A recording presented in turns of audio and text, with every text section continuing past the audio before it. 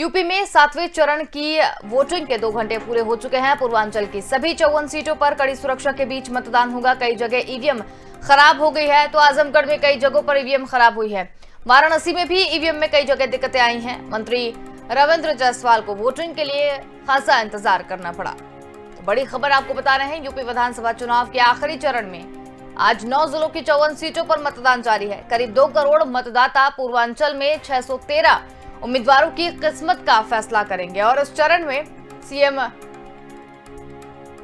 PM Modi के संसदीय क्षेत्र वाराणसी के साथ ही समाजवादी पार्टी के अध्यक्ष अखिलेश यादव के संसदीय क्षेत्र आजमगढ़ में भी मतदान हो रहा है, जिस पर सबकी नजरें बनी हुई हैं। आज यूपी के जिन 9 जिलों में मतदान हो रहा है उनमें आजमगढ़, मऊ, जौनपुर, गाजीपुर, चंदौली, वाराणसी, भदोही, मिर्जापुर और सोनभद्र शामिल हैं। इस चरण में दारा सिंह चौहान, सुहेल देव, भारतीय समाज पार्टी के अध्यक्ष ओम प्रकाश राजभर, मुख्तार अंसारी के बेटे अब्बास अंसारी, धनंजय सिंह जैसे बड़े चेहरों की किस्मत दांव पर है। चुनाव के नतीजे 10 मार्च को आएंगे।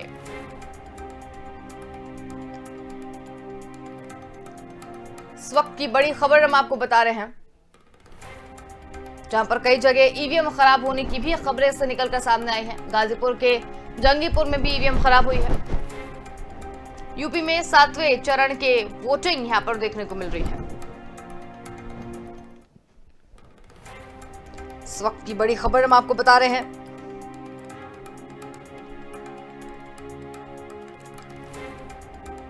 इस वक्त की बड़ी खबर हम आपको बता रहे हैं।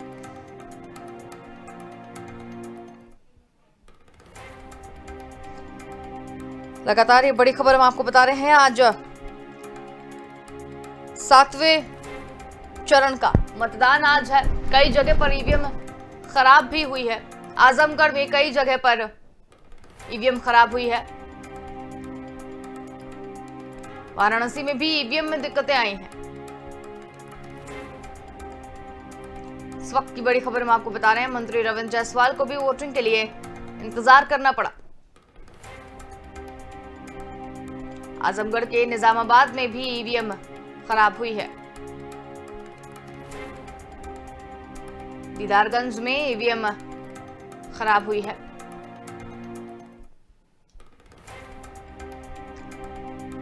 गाजीपुर के जंगीपुर में भी ईवीएम खराब हुई है।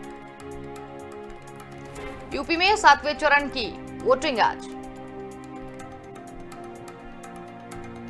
इस वक्त की बड़ी खबर हम आपको बता रहे हैं, 9 जिलों की 54 सीटों पर वोट पड़ रहे हैं। आज अंतिम चरण की वोटिंग है। 7वें चरण की आज अंतिम वोटिंग है। इसके बाद सीधे परिणाम अब आएंगे। कई दिग्गजों की साख दांव पर लगी हुई है।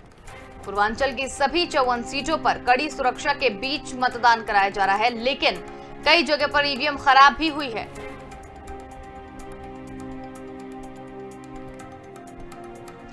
और हमारे साथ जौनपुर से संवाददाता चंचल जायसवाल हमारे साथ यहाँ पर जुड़ गए हैं। जी चंचल, जौनपुर में भी आज चुनाव है, किस तरीके की स्थितियां देखने को मिल रही हैं? क्योंकि मतदान शुरू हुए 2 घंटे हो गए हैं, कितने लोग अभी तक आए हैं और किस तरीके का उत्साह लोगों में देखने को मिल रहा है? जी मैम, बिल्कुल यहाँ पे जौनपुर में आज लोग अपना मत देने के लिए यहाँ पे उपस्थित है। जैसा कि आप देख सकते हैं इधर पे कि तमाम लोग वोट देने के लिए यहाँ पे उपस्थित हैं और लगभग सैकड़ों की संख्या में लोग यहाँ पे कतार लगाए हुए लाइन में लगे हुए हैं। और 7वें चरण का आज मतदान यहाँ पे शुरू कर दिया गया सुबह 7 बजे से ही। और यहाँ पे जो है तमाम पार्टी के अपने अपने प्रत्याशियों के लोग देने के लिए एकत्रित हैं। तमाम महिलाएं भी उपस्थित हैं और महिलाओं कतार में यहाँ पे लाइन लगाई हुई है। वोटिंग सुबह 7 बजे से स्टार्ट कर दिया गया है। जौनपुर जिले के शाहगंज 365 विधानसभा क्षेत्र में एक ईवीएम में 10 मिनट के लिए खराब हुआ था, जिसको कुछ फिर ठीक कर दिया गया। जी बिल्कुल चंचल, ईवीएम खराब होने की भी कई जगह से खबरें निकलकर सामने आ रही हैं। क्या लोगों को परेशानियों का सामना करना पड़ रहा है? जी, यहाँ पे कुछ हल्की फुल्की परेशानियों के बीच जो है, जैसे 10 मिनट के लिए ईवीएम खराब था तो काफी लोग वहाँ पे डिस्टर्ब हो गए थे। उसके बाद 10 मिनट बाद ईवीएम किसी तरह ठीक कराया गया है। बाकी यहाँ पे हम 365 विधानसभा क्षेत्र में नगर पालिका में उपस्थित हैं, जहाँ पे महिलाओं का लाइन लगा हुआ है और पुरुष वर्ग के लोग, तमाम लोग यहाँ पे प्रत्याशी अपने अपने जोर आजमाइश में लगे हैं और वोटिंग प्रारंभ कर दी गई, वोटिंग चल रही है। सुरक्षा की दृष्टि से तमाम फोर्स भी यहाँ पे लगाए गए हैं। जी चलिए चंचल जी, बहुत धन्यवाद हमारे साथ में जुड़ने के लिए और तमाम जानकारी हमारे साथ साझा करने के लिए। तो जौनपुर से तस्वीरें हम आपको बता रहे थे जहां पर रिपोर्टर हमारे साथ जुड़े थे और इसके साथ ही किस तरीके का माहौल अभी जौनपुर में देखा जा रहा है उस पर बातचीत हमने की। यूपी में 7वें चरण की वोटिंग के 2 घंटे पूरे हो चुके हैं। पूर्वांचल की सभी 54 सीटों पर कड़ी सुरक्षा के बीच मतदान किया जा रहा है। कई जगह पर ईवीएम खराब भी हुई है। आजमगढ़ में कई जगहों पर ईवीएम खराब हुई है। और ज्यादा जानकारी के लिए हमारे साथ संवाददाता अविरल अग्निहोत्री जुड़ गए हैं। जी अविरल, आपसे जानना चाहेंगे, आज 54 सीटों पर वोटिंग है 9 जिलों की, पूर्वांचल की बहुत ही महत्वपूर्ण ये सीटें मानी जा रही हैं, तो किस तरीके की चीजें जो है देखने को मिल रही हैं? जी देखिए अंशुल, मैं आपको बता दूं, जिस तरीके से 2022 के विधानसभा चुनावों का ये 7वां और अंतिम चरण है, तो ऐसे में जो है 9 जिलों की 54 सीटों पर मतदान हो रहे हैं। सीधे तौर पर आप ये समझिए कि ये बहुत ही महत्वपूर्ण सीटें हैं भारतीय जनता पार्टी के लिए, क्योंकि जितनी भी ये सीटें हैं इस पर भारतीय जनता पार्टी के 9 मंत्रियों के साथ भी इस दांव पर लगी हुई है। हालांकि उत्तर प्रदेश के मुख्यमंत्री योगी आदित्यनाथ ने जिस तरीके से अपने 5 साल के कार्यकाल को जनता के बीच में दिखाया है, समझाया है कि उन्होंने जिस तरीके से सुशासन की बात की है, माफियाओं पर हमला करने की बात की है, पूरी तरीके से जो पूर्वांचल में माफियाओं का दबदबा रहता था उसको सफाया करने की बात करी है, तो कहीं ना कहीं इन सब चीजों पर ये जो सीटें हैं, जो जिले हैं, इन पर जो है पूरी तरीके से भारतीय जनता पार्टी नजर बनाए हुए है। तो सुबह से ही लोगों में उत्साह है। मैं आपको बता दूं कि लोगों ने अपने घरों से निकलकर मतदान करना शुरू कर दिया है। और दूसरी चीज आप ये समझिए कि वहां पर मतदान केंद्रों पर पूरी तरीके से सुरक्षा व्यवस्था चाक चौबंद है। किसी भी तरीके की कोई चूक नहीं होनी चाहिए, ऐसी पूरी तरीके से चुनाव आयोग के निर्देश दिए गए हैं। अर्धसैनिक बलों की तैनाती है, पुलिस की तैनाती है, और वहां पर जो मतदान केंद्रों पर जो कोविड के नियमों का जो पालन कराया जा रहा है वो भी पूरी तरीके से कराया जा रहा है, जैसे कि मास्क है, सैनिटाइजर है, साबुन है, इस तरीके की, और सोशल डिस्टेंसिंग का भी पालन करने के लिए कहा गया है। हालांकि कोविड इस बार बहुत ज्यादा खतरनाक नहीं दिखाई पड़ा, लेकिन फिर भी कोविड-19 को भी पूरी तरीके से दृष्टिगत रखते हुए मतदान कराया जा रहा है, जिसमें भी कोई दिक्कत ना हो पाए, कहीं कोई परेशानी ना हो पाए। तो सभी राजनीतिक पार्टियां भी जो है पूरी दमखम लगा चुकी हैं 7वें चरण के लिए। अब केवल जनता ही तय करने वाली है कि कितना किस पार्टी के अंदर से जो बयानबाजी आई थी उस पर कितना अमल करना है। तो 10 मार्च को जो नतीजे आएंगे उससे साफ और क्लियर हो जाएगा। हालांकि जो कभी कभी ईवीएम की बात अगर मैं करूं, ईवीएम की बातों पर भी विपक्ष लगातार सत्ताधारी पार्टी पर हमलावर रहा है, और कहीं कहीं जो ईवीएम में कुछ गड़बड़ी आ जाती थी उसको तुरंत तत्काल प्रभाव से निर्देश भी दिए गए हैं कि जल्द से जल्द उसको सही कर दिया जाए। तो कहीं छुटपुट घटनाएं ईवीएम वाली भी आई हैं खराब होने की, तो उनको भी तत्काल प्रभाव से सही किया जा रहा है, सही कर दिया जाता है।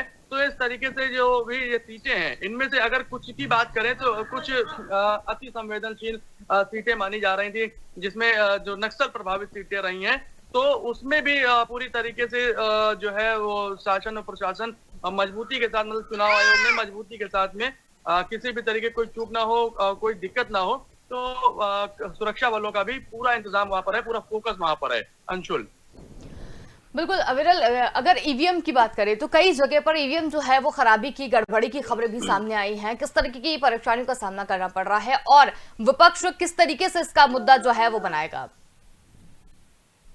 जी देखिए, अगर बात करें सत्ताधारी पार्टी भारतीय जनता पार्टी की, तो वो तो शुरुआत से ही इस बात को लेकर हमलावर रहती है। एक चुटकी मजाकिया अंदाज में विपक्ष के ऊपर लेती है कि जैसे ही वो हारने वाले होते हैं तो ईवीएम का रोना रोने लगते हैं। तो सीधे तौर पर हालांकि लेकिन ये सही बात है कि ईवीएम में कुछ गड़बड़ियां आ जाती हैं, जिसको लेकर विपक्ष को मुद्दा मिलता है, और विपक्ष लगातार सत्ताधारी पार्टी भारतीय जनता पार्टी पर हमलावर होते हुए नजर आता है कि ईवीएम में गड़बड़ी होती है। और विपक्ष ने लगातार कहा है कि बैलेट पेपर से चुनाव कराए जाने चाहिए, तो ऐसे में सत्ताधारी पार्टी मानती नहीं है।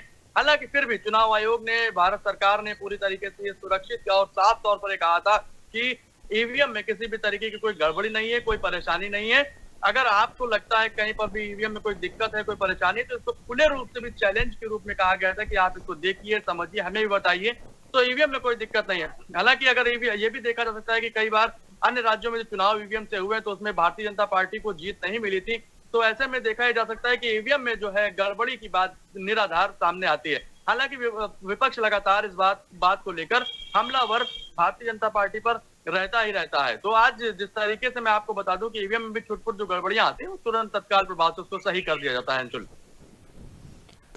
बिल्कुल अविरल जी, लेकिन जिस तरीके से 9 जिलों की ये सीटें हैं पूर्वांचल ऐसे माना जा रहा है, कांटे की टक्कर इस बार देखी जाए पूर्वांचल में तो किसमें देखने को मिल रही है? क्योंकि अगर बात की जाए सपा की तो अच्छा खासा इस बार हुजूम सपा के साथ में भी देखने को मिला, समर्थक भी कई जगह सपा के देखने को मिले, और बीजेपी के साथ में बहुत सारी चीजें अच्छी तो रही, लेकिन कुछ मुद्दे ऐसे भी रहे जिसके ऊपर उन्हें जो सीटें उनकी पहले से थी उस पर चुनौती भी देखने को मिल रही है। जी अंशुल, देखिए जिस तरीके से मैं आपको बता दूं, इस बार 2022 के विधानसभा चुनाव में समाजवादी पार्टी के प्रमुख अखिलेश यादव ने जिस तरीके से छोटे छोटे दलों को साध कर एक बड़ा प्लेटफॉर्म तैयार किया था, तो ऐसे में भारतीय जनता पार्टी को जरूरत से ज्यादा मेहनत करने की जो है कोशिश करनी पड़ी और जरूरत से ज्यादा मेहनत ने की। मैं आपको बता दूं, जहां भी भारतीय जनता पार्टी का दबदबा जिन सीटों पर रहता था, उन सीटों पर भी उनको जो है खासा मेहनत करनी पड़ी, जिनके कई मुद्दे भी रह सकते हैं। मैं आपको सबसे पहले बता दूं कि जिस तरीके से पालतू जो गोवंश है वो इस बार जो छुट्टा रहे, उसका किसानों के ऊपर भी बुरा प्रभाव पड़ा। किसानों की फसलों को नष्ट किया उन लोगों ने। हालांकि जिस पर भारतीय जनता पार्टी के मुखिया जो है वो जेपी नड्डा, उन्होंने साफ तौर पर ये बताया कि जो छुट्टा पशुओं से दिक्कतें आ रही हैं उसको भी सही किया जाएगा। और देश के प्रधानमंत्री नरेंद्र मोदी ने भी अपने भाषण के दौरान में 10 मार्च के बाद में छुट्टा पशुओं के बारे में भी कहा है कि उसका जो निराकरण किया जाएगा, उनके लिए बेहतर जो है व्यवस्था की जाएगी। मैं आपको बता दूं कि जिस तरीके से ये भी मुद्दा रहा है किसानों के बीच में, किसान बिल का मुद्दा रहा है, और विपक्ष ने लगातार जिस तरीके से कानून व्यवस्था को लेकर घेरा है, रोजगार के मुद्दे पर घेरा है, महंगाई के मुद्दे पर घेरा है, तो इन तमाम जो सिनेरियो रहा है इस बार, तो समाजवादी पार्टी ने पूरी तरीके से भारतीय जनता पार्टी को घेर के रखा है। अब इसे यही कारण है कि जिस तरीके से 2022 के विधानसभा चुनाव हो रहे हैं, तो ऐसे में भारतीय जनता पार्टी को खासा मेहनत करनी पड़ रही है। मैं आपको बता दूं, भारतीय जनता पार्टी के राष्ट्रीय अध्यक्ष जेपी नड्डा हो, देश के गृह मंत्री अमित शाह हो, देश के प्रधानमंत्री नरेंद्र मोदी हो, या फिर खुद स्वयं योगी आदित्यनाथ रहे हो, तो उन्होंने जमीन पर उतरकर डोर टू डोर जाकर ये जो है चुनाव की कैंपेनिंग की है, चुनाव प्रचार किया है, और लोगों को अपनी सरकार के बारे में, उत्तर प्रदेश में जो 5 साल बीते हैं उसके बारे में बताने की कोशिश की है। जिस तरीके से माफियाओं पर हमला हुआ है और तमाम चीजें जो इस तरीके की रही हैं, उसके बारे में जमीनी स्तर पर कार्यकर्ताओं को और जनता को संबोधित किया है। अंशुल, बिल्कुल अविरल, बहुत धन्यवाद हमारे साथ में जुड़ने के लिए और तमाम जानकारी हमारे साथ साझा करने के लिए। तो यूपी में 7वें चरण की वोटिंग शुरू हो चुकी है। वोटिंग शुरू हुए 2 घंटे भी बीत चुके हैं। 9 जिलों की 54 सीटों पर वोट डाले जा रहे हैं। यूपी में 7वें चरण का मतदान शुरू हो चुका है।